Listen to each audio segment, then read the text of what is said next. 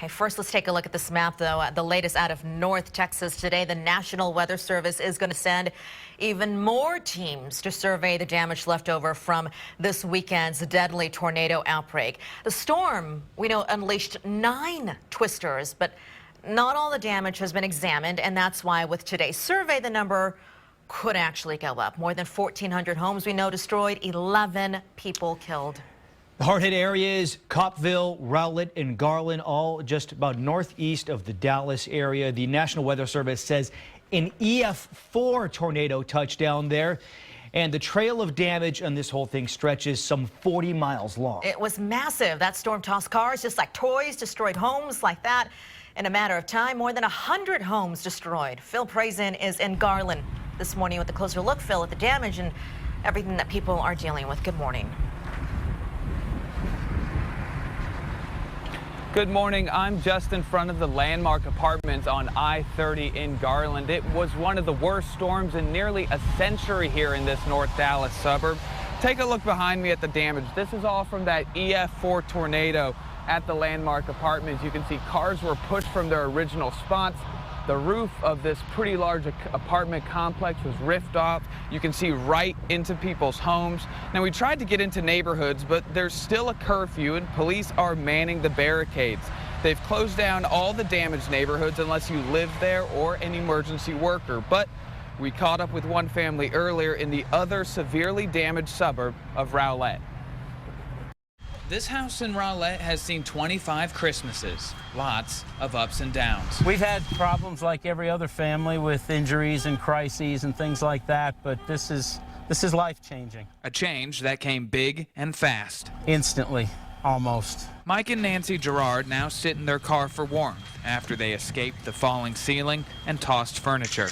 They describe it as a freight train coming towards the house. As soon as they heard the rumbles, they threw themselves on the ground. And that's when all the glass in the house shattered. Their tree lays next to Christmas decorations, covered in debris. Turned out we were just great to be alive when it was over. It was like nothing we've ever experienced, even the little guy. He came running up and jumped in my lap. After the storm, Chance survived. I was relieved. A reminder of what could have been lost. I was scared. Because even the little things have meaning. It's actually my son's dog, but he stays with us a lot. Just like in your home, these mementos remind them of all the time spent here. So our boys grew up here. It's our whole life has been here. This is what we know. This is our life. We're tied to it. It's part of us. The Gerards now start at the beginning. Call insurance, tell friends they're okay, find a place to stay. But where we go from here, we're just learning day by day. After 25 Christmases, painfully, this one will surely be remembered. This is a part of a power line, sheet metal, part of somebody's apartment. People are still sifting through the damage here, and we expect the numbers of that damage to continue to go up. And we'll give you the latest here from North Texas on KXAN News. But for now, reporting live in Garland, Phil Prazen, KXAN News. Well, that tornado, though, wasn't even the largest one to hit the Dallas Metroplex on Saturday. Nearby Garland was devastated by an EF4 twister. A massive one. KXAN's Phil Prazen went to the area shortly after the storms hit. And Phil joins us live this morning with an update on what he's seen today. Good morning. Good morning. The people here at the Landmark Apartments had to get out quick. Witnesses say it all happened in about 45 seconds.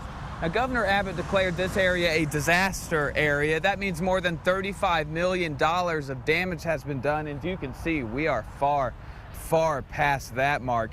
It was a disaster many people saw coming, but could do nothing to stop.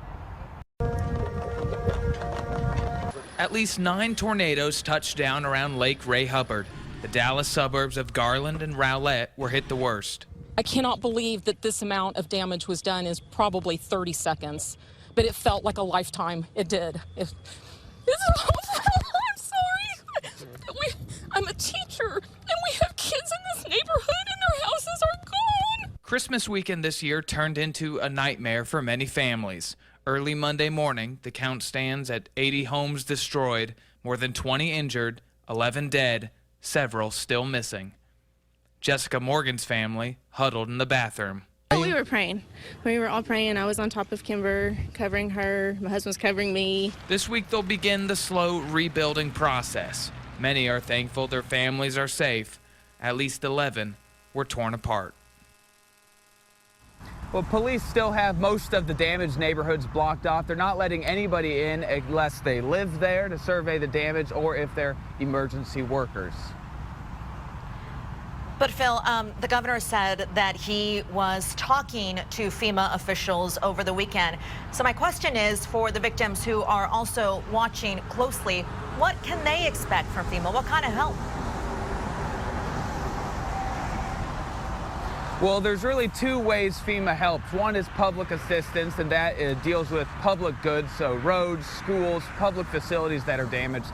The other is individual assistance, and there are workshops set up. FEMA people will be on the ground here after the storm clears, and they will be putting that information out there through the media and also through the headquarters in the different areas of Garland and Rowlett. Phil Prazen live for us in Garland. Phil, thank you. We'll talk to you in about 30 minutes from now for another look at the damage, what you're seeing out there. Phil Prazen is live for us in Garland this morning, Phil, with a closer look at the damage and what they are dealing with this morning. Good morning. I'm in front of the Landmark Apartments in Garland, Texas, just around I-30. Now, this is one of the worst storms this northeast Dallas suburb has seen in almost a century. Take a look. This is the damage that the EF4 tornado did to the Landmark Apartments. You can imagine that these cars would be going to work on this Monday morning. Now they're covered in rubble, debris. They sit in front of a home that his roof has just completely been ripped off. We tried to get into neighborhoods, but there's still a curfew in effect, and police have manned barricades and are not letting anybody in if they don't live there or they're an emergency worker. But we caught up with one family earlier in the other severely damaged suburb of Rowlett. Now, I found this actually in the parking lot. It used to go on a bed. It's another reminder that people used to live right behind me. And people are still going to be searching through the damage all day today, and we expect all those numbers of property damage and injuries to keep going up, finding out more about them. Phil, just in that area in Garland, the last report was that 8 people died in that storm in that city. People who are watching right here from Austin feel a little helpless, wondering, okay, what can we do to help our neighbors to the north? Well, I talked to the people from the city of Rowlett last night. They said they're actually not taking any donations of supplies or money as of now, but a ton of churches in the area are nonprofits. Some, you could, quick Google search could find that. And always the Salvation Army and the Red Cross always take monetary donations. And that we will have that on our website, kxan.com. Back to you. Thank you, Phil, for that report. We'll see you back here in about 30 minutes.